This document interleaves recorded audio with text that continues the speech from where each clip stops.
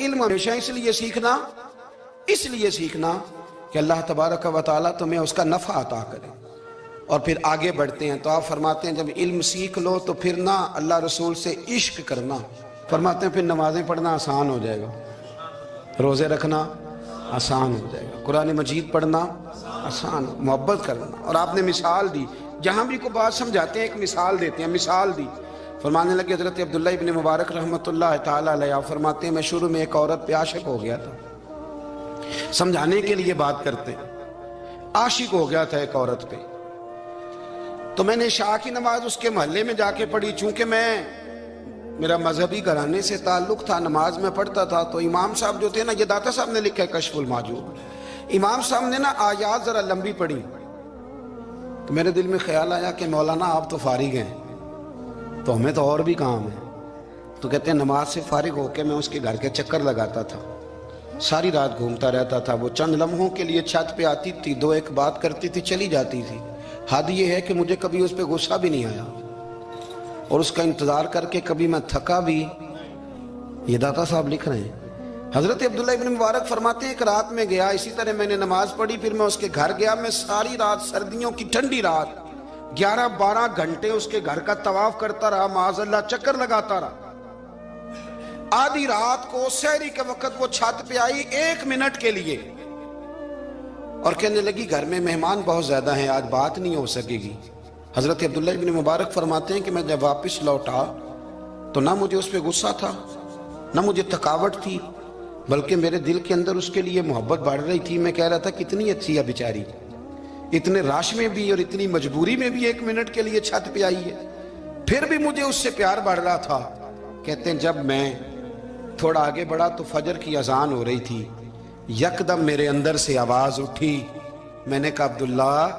اگر تو ایک عورت کے لیے ساری رات کھڑا رہتا ہے، نہ تھکاوٹ ہوتی ہے، نہ غصہ آتا ہے، بلکہ پیار بڑھتا ہے، اگر عورت کے لیے بندہ کھڑا رہ سکتا ہے تو رب رسول کے لیے بھی کھڑا رہ سکتا ہے۔ پھر تراویح پڑھنا کوئی اتنا مشکل کام نہیں ہے، پھر تہجد کے لیے اٹھنا کوئی مشکل کام نہیں ہے، شرط یہ ہے کہ پیار ہو جائے۔ ایک عورت کے لیے اگر یہ سارا کچھ ہو سکتا ہے تو اللہ رسول کے لیے بھی ہو سکتے ہیں۔ فرماتے ہیں میں نے توبہ کر لی، اور پھر میرا حال یہ ہے کہ وہ توبہ کی اور پھر 60 سال گزر گئے، ساری رات مصلی پہ کھڑا رہتا ہوں، مجھے کبھی تھکاوٹ نہیں ہوئی، پھر کبھی تھکاوٹ نہیں ہوئی۔ تو داتا صاحب کہتے ہیں پہلے علم سیکھ، پھر اس کے بعد اللہ رسول سے پیار کر، اور پیار والی نماز پڑھ، مشقت والی نہ پڑھ، یعنی بوجھ والی نہ پڑھ کہ اب میری جان چھوٹ جائے تو میں بھاگ کے جاؤں، تم ادھر بیٹھو تو میں دوڑ کے نماز پڑھ کے آیا، یہ والی نماز نہ پڑھ۔ پھر تو آیا تو پھر ذوق پیدا کر، پھر تیرے اندر شوق ہو، پھر تو توانائی والا جذبہ رکھے دین کے معاملے میں۔ پھر داتا صاحب ایک تیسری بات ارشاد فرماتے ہیں، ایک تیسری بات داتا صاحب کرتے ہیں، داتا صاحب کہتے ہیں کہ یہ یاد رکھ کہ جو تجھے اعزاز ملے گا نا زندگی میں، اعزاز تجھے جو زندگی میں ملے گا، اور کوئی کرامت اگر تجھے ملے گی تو وہ صرف نبی پاک علیہ السلام کی سنت اور شریعت کی وجہ سے ملے گی۔ تو جتنے مرضی چلے کاٹ لے، وظیفے کر لے، کالا جادو، نیلا جادو، پیلا جادو، جو مرضی تو سیکھ لے،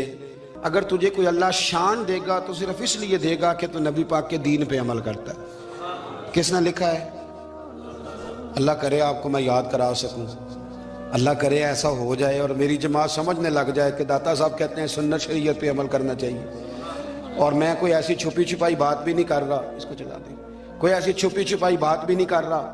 کشف المحجوب دنیا کی ہر زبان میں اردو میں ملتی ہے، آپ لے کے دیکھ سکتے ہیں۔ داتا صاحب فرماتے ہیں اعزاز جو تمہیں ملے گا نا، اگر شان چاہتے ہو، وہ ہمارے نا بہت سارے ایسے لوگ ہیں جو کہتے ہیں کوئی ایسی چیز ہاتھ لگے، اعلیٰ دین کا چراغ ایسے گھسایا جائے اور فوری طور پہ پیر صاحب نے کہہ دیا تو ریل پیل ہو گئی پیسوں کی، تو میں کہتا ہوں یہ تو دین کا مزاج ہی نہیں، یہ تو دین کی طبیعت ہے ہی نہیں، یہ تو ذوق ہی نہیں دین کا، یہ طبیعت ہی نہیں، مزاج ہی نہیں۔ میرے عزیز داتا علی اجویری رحمۃ اللہ علیہ فرماتے ہیں تو سنت پہ عمل کر، شریعت پہ عمل کر۔ اللہ کا قرآن کہتا ہے قل ان کنتم تحبون اللہ فاتبعونی یحببکم اللہ، فرمایا اللہ کا قرآن کہتا ہے کہ جب تو نبی کریم کی غلامی کرے گا نا تو اللہ خود تمہیں اپنا محبوب بنا لے گا، اللہ خود تمہیں اپنا محبوب بنا لے گا تو اور کیا چاہیے. داتا صاحب نے ایک بزرگ کی بات لکھی ہے جو تابعی ہیں. تابعی اس کو کہتے ہیں جو صحابہ کے شاگرد ہوتے ہیں. ایک بزرگ کی بات لکھی جو تابعی ہیں, وہ فرماتے ہیں کہ ان بزرگوں کا طریقہ یہ تھا کہ وہ لوگوں سے چھپ کے نا پہاڑ کے پیچھے عبادت کرتے تھے, اور پوزیشن ان کی یہ تھی کہ کسی سے ملتے نہیں تھے, بالخصوص فجر کی نماز سے لے کر عصر کی نماز تک بکریاں رکھی ہوئی تھیں, ان کو چراتے رہتے تھے فرات کے کنارے اور نفل پڑھتے رہتے تھے. اس وقت کو ملنے بھی نہیں آتا تھا. ایک شخص بڑی دور سے ان کی شہرت سن کے آیا, میں نے تو ملنا ہے. لوگوں نے کہا وہ اس وقت نہیں ملتے, ناراض ہوتے. اس نے کہا اللہ کا بندہ ہے نا, ناراض ہو بھی جائے گا تو لمبا ناراض رہے گا نہیں, اللہ والے جلدی راضی ہو جاتے. پہنچ گئے. اب وہ بابا جی نماز پڑھ رہے تھے تو کہتے میں نے عجیب منظر دیکھا کہ بابا جی فرات کے کنارے نماز پڑھ رہے ہیں اور ایک بھیڑیا ان کی بکریوں کی حفاظت کر رہا ہے. سبحان اللہ. کہتے میں حیران رہ گیا کہ بھیڑیا تو بکریاں کھایا کرتا ہے اور یہاں چرا رہا ہے.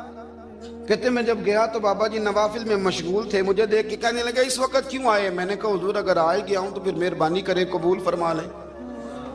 میں بیٹھ گیا تو میں نے کہا حضور یہ بھیڑیا بکریاں چلا رہا ہے, بھیڑیا اور بکریے کی صلح کب سے ہو گئی؟